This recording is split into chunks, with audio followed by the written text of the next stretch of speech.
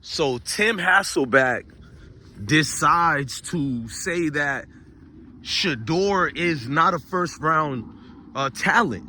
This is Tim Hasselback, media core quarterback. Couldn't really, I'm not going to say he couldn't cut it in the NFL because I'm not disingenuous like Tim Hasselback, but below average quarterback at best.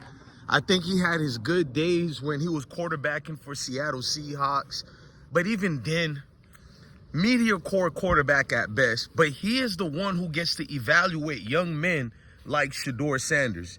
So he gets on air and he says his opinion after being asked, what do you think of Shedeur Sanders? Now, I've been told you guys since last year and the year before, he's not too fond of Deion Sanders. 10 years ago, he overly criticized Deion Sanders for a lot of other things. 10 years before, basically 20 years ago, if you want me to say that, he also been a staunch critique of Deion Sanders while he was playing in the league. Tim Hasselback had a grudge on certain quarterbacks for well over a decade now. Tim Hasselback decides to give his opinion on Shedeur, and he says he doesn't see him as a first-round talent as well. You guys have to understand what he's talking about. I'm about to break it down, but let's look at my cat, Sebastian. He gonna say hi to y'all again. Say what's up, Sebastian. Say what's up to them, bro. Oh, I can't touch your hands, bro. Say what's up. All right, man. We'll go back later. So, Shedeur Sanders is not a first-round talent because he's not athletic enough, according to Tim Hasselback.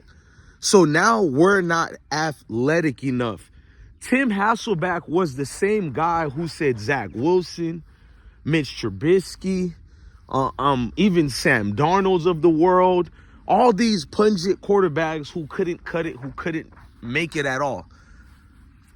He is the same quarterback who said Justin Fields can't go through his progressions. He goes through his first read too quick.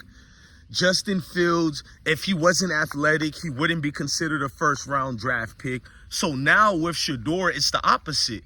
They moved the goalposts. So now Shedeur doesn't fit the prototypical quarterback because he's not athletic enough.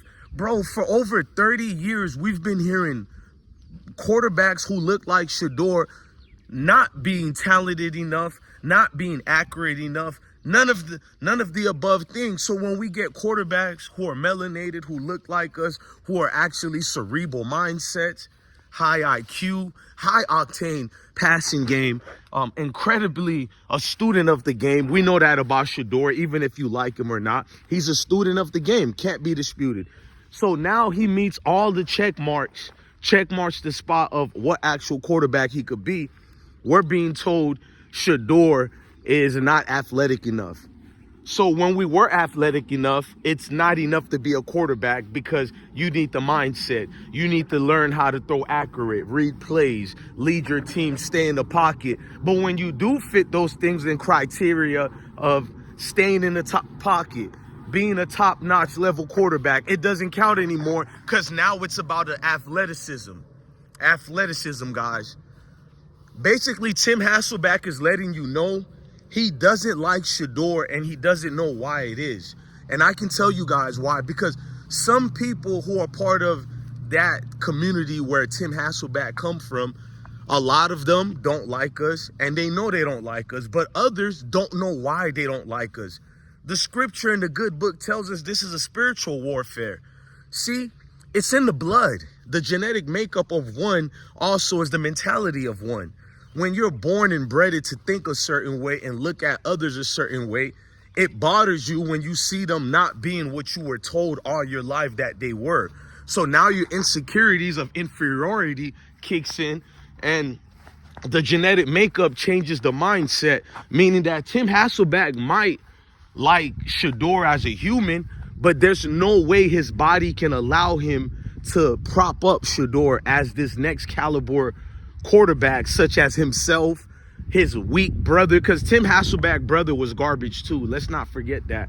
But for him, it's a bloodline thing. It's in their mentality. Some of them don't even realize they're not being fair towards us. Some of them don't even realize their biasness is showing. They think it's natural because For them, through the blood, anything that we do good, they have to have this negative connotation on it. They can't look at it as you work hard. It's fair enough for you to be at the position that you're in. No, it's either DEI, per capita, per capita. It's per capita. It's either that or they have to have some type of reason to throw it in there that Shedeur is no longer this probable quarterback. And what makes it weird, I told you guys, be careful of pundits who come from places like CBS Sports, Fox Sports, and the main ones I've been urging you guys and imploring you to stay away from is no other than Disney, ESPN, because we all know the credibility of ESPN been put out the bag years ago. We been knew that they hire pundits who don't really know the game, don't know the sports. They're a clickbait company. Most of these people, they're clickbait at best. They'll say anything to diminish the worth of a worthy quarterback, because for years and decades, we know there's been I'm not gonna even say a system in place anymore. We know there's been rules applied that if any quarterback that looks like a Shedeur Sanders, no matter if they're athletic, dual threat quarterback, pocket quarterbacks, they're supposed to stick the code and diminish your worth immediately. They're supposed to have all these news stories that are coming out a month before a draft. And it's been like that for years, decades. Right before the draft, all these negative reports and stereotypes come out on players. All melanated players, but particular quarterbacks. So if you are a melanated quarterback, you know these hit pieces have tarnished your legacy and reputation for years now, this so-called pragmatic system that continues to go on. And it's advantageous for everybody other than us. Listen to me. It's advantageous for everybody else but besides us, because these stories are not placed on any other quarterback who might be the Mayo Caucasian persuasion. But if they look like you, then these are stories that are propped up that's never been said before.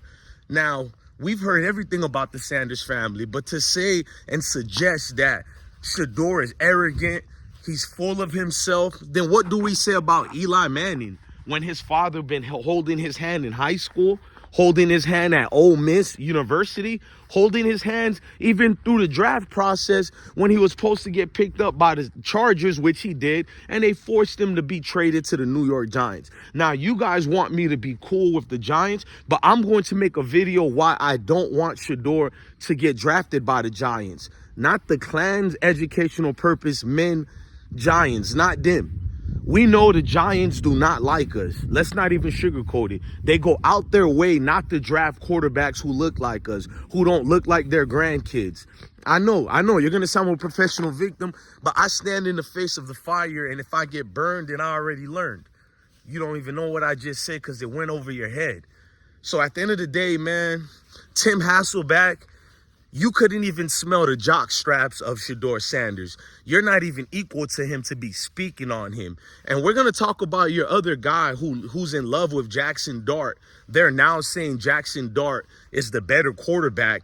You didn't hear this in 4 years. Actually, Jackson Dart been playing 5 or 6 years in college already. But this guy is the best quarterback all of a sudden. And it's 2 other scrub quarterbacks they're propping up in the top 10 conversations. You can't make this up. This is how you get a Zach Wilson as the number 2 pick. This is how you get a Baker Mayfield as the number 1 draft pick. Baker Mayfield, who had several complications with law enforcement. Baker Mayfield getting pulled over while he's drunk.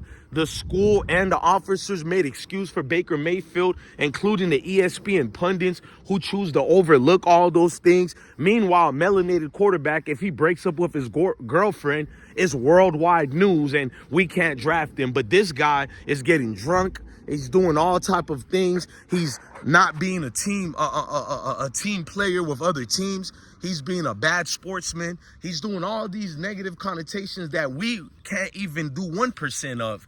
and he becomes the #1 draft pick. That's how Mitch Trubisky becomes the #2 or 3 draft pick, whatever it was. Chicago Bears know why they did it, and they're going to do it with Shedeur. So now I don't care where Shedeur gets drafted at. I want him to be in a Lamar Jackson situation where he gets drafted to a team that likes him, that wants him, and that's for him. Tim Hasselback, I'm not gonna get mad at you. There's no point to even get mad with you because ESPN hired you guys for only one job, and that's for anybody who will pretend they're liberal while really being conservative and blatantly flat out unfair towards people who look like me and Shedeur. Look, I'm DJ Blessone, the best one. Love your family, love your kids, and stay blessed. Peace.